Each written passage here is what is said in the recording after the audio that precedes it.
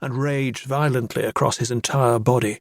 He'd never felt more awake than he did at that moment. The sound came again, and the air inside the car resonated, buzzing the dash.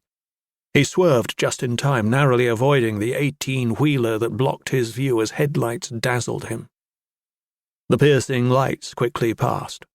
Behind him, the drone of the air horn faded at last, along with the uncomfortable pounding in his chest. He took a deep breath and forced it out again, still bolt upright in his seat, still clenching the wheel.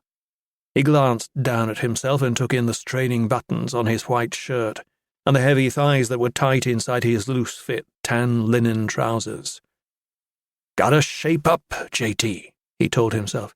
He reached across to the passenger seat and scooped up an almost empty bag of Hershey's miniatures. "Goodbye, Mr. Goodbar," he thought as he popped the glove box and slammed the chocolates inside.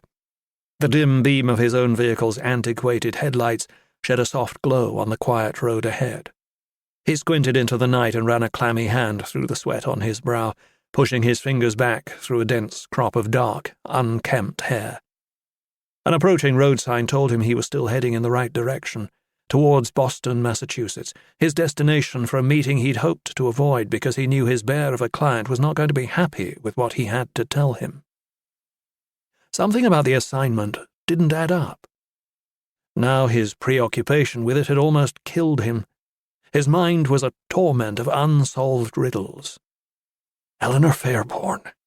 The children. Why can't I trace them? What happened to them? Chapter 2. Tate's client was a busy man, and breakfast meetings were to be expected, if not always welcomed, although apart from the company, Tate could think of few better places to enjoy a fine Tuesday morning than on the terrace of Walter Sloane's luxury penthouse condominium.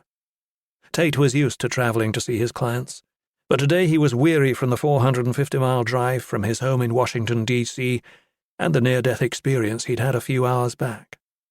Long night drives left him drained, but it was better than flying.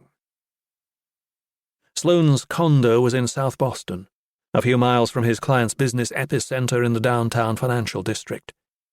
It was one of 4 corner residences that enjoyed total privacy, boasting views across the old harbor towards the harbor islands in the east and north to the photogenic Boston skyline.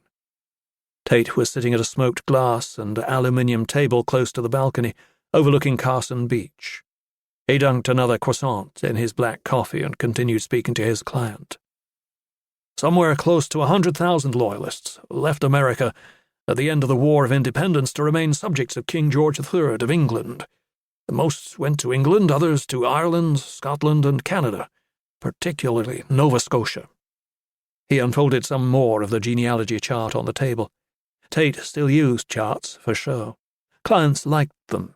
They liked to see the family tree grow as he revealed more and more of their past. Some of the family didn't make it through the war, he continued. Both parents and grandparents were already gone before it started. Life expectancy back then for Massachusetts was only about 60 years. He traced a finger across the chart, moving through several generations until he arrived at the first American-born ancestor of his client's wife. William Fairborn, he said, James Fairborn's brother. He moved away long before the American Revolution began, finally settling in what's now West Virginia, and there's nothing so far to suggest the brothers kept in touch. He closed the chart again and shook his head, surprised at his own findings. Seems unusual, he added.